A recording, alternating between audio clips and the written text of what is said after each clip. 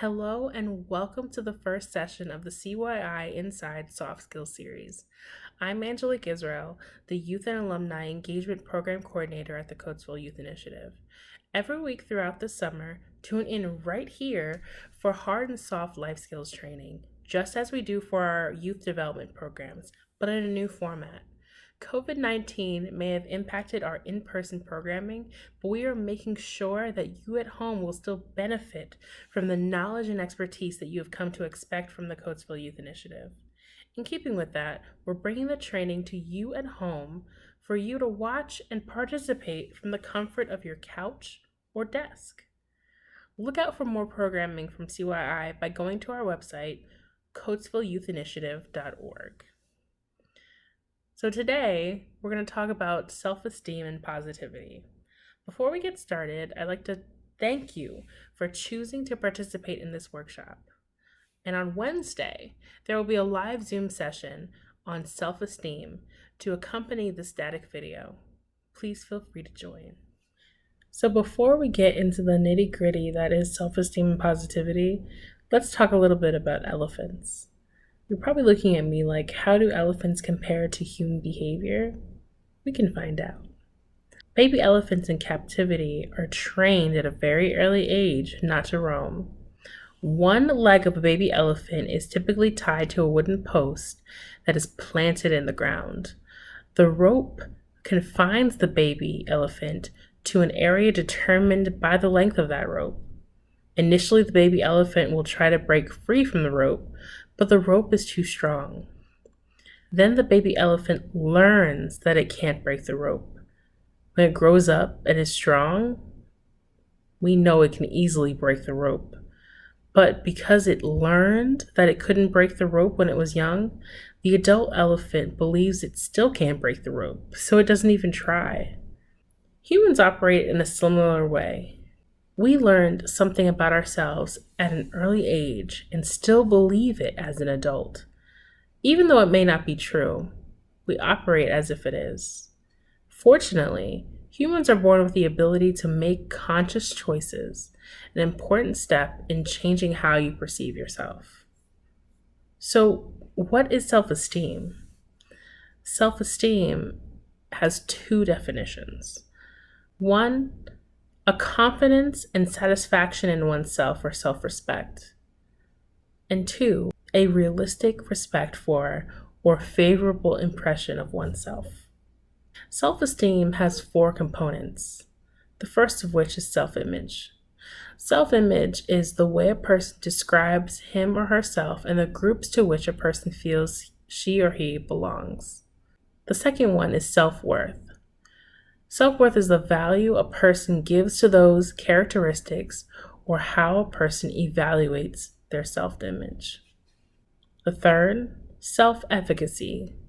The amount of influence a person feels she or he has over the things in his or her environment, or the power a person feels she or he has over them and over what happens to them. 4, social identity.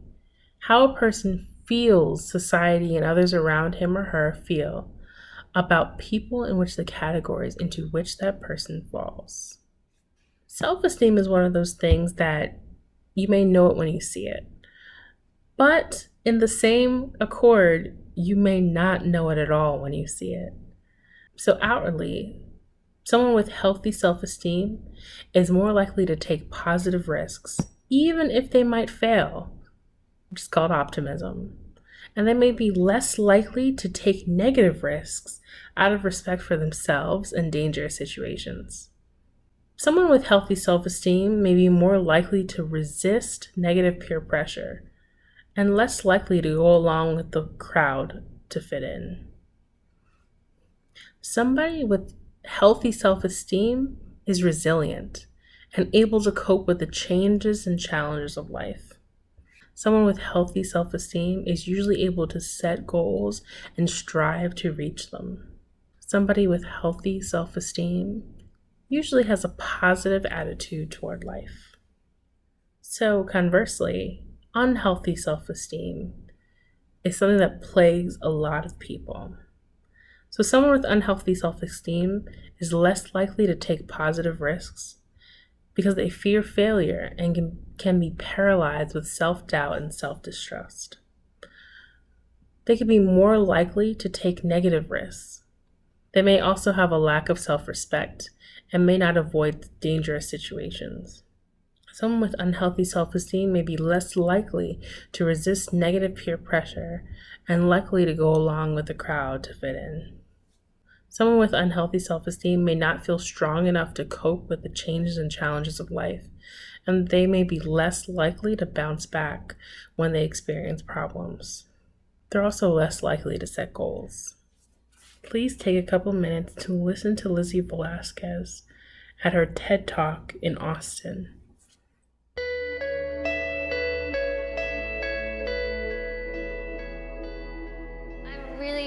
Really excited to be here. I kind of want to tell you a little bit more of the, I don't want to say basics, because we don't really know anything about my syndrome.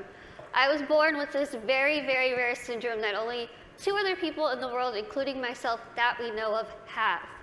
Basically, what this syndrome causes is that I cannot gain weight. I was my parents' first child, and when I was born, the doctors told my mom, "Your daughter has no amniotic fluid around her at all." So when I was born, it was a miracle that I came out screaming. The doctors told my parents, "We just want to warn you, expect your daughter to never be able to talk, walk, crawl, think, or do anything by herself." Now, as first-time parents, you could think that my parents would say, "Oh no, why? Why are we getting our first child to have all these unknown problems?" That's not what they did. The first thing they told the doctor was, "We want to see her, and we are going to take her home and love her and raise her to the best of our abilities." And that's what they did. I credit pretty much everything that I've done in my life to my parents. My dad is here with me today, and my mom is at home watching. Hi, Mom. She's recovering from a surgery, and she has been the glue that's held our family together and giving me the strength to see that she's going through so much, but she has this fighting spirit that she's instilled in me, that I have so proudly been able to stand in front of people and say, "You know what? I've had a really difficult life, but that's okay. That's okay. Things have been scary. Things have been tough." When I was in high school, I found a video, unfortunately, that somebody posted of me, labeling me the world's ugliest woman. There were over 4 million views to this video, 8 seconds long, no sound, thousands of comments. People saying, "Lizzie, please just do a world a favor, put a gun to your head and kill yourself." Think about that. If people told you that, strangers told you this. I cried my eyes out, of course, and I was ready to kind of fight back, and something kind of clicked in my head, and I thought, I'm just going to leave it alone. I kind of started realizing that my life is in my hands. I could either choose to make this really good, or I can choose to make this really bad.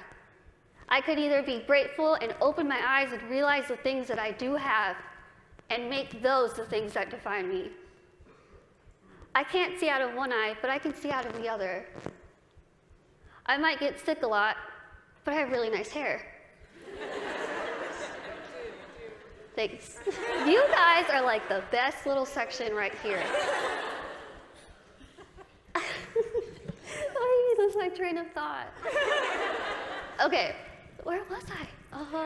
Hair. Okay, thank you. Okay, so I could either choose to be happy, or I could choose to kind of be upset with what I have and still kind of complain about it. But then I started realizing, am I gonna let the people who called me a monster define me? Am I gonna let the people who said kill it with fire define me? No. I'm gonna let my goals and my success and my accomplishments be the things that define me, not my outer appearance, not the fact that I'm visually impaired, not the fact that I have this syndrome that nobody knows what it is.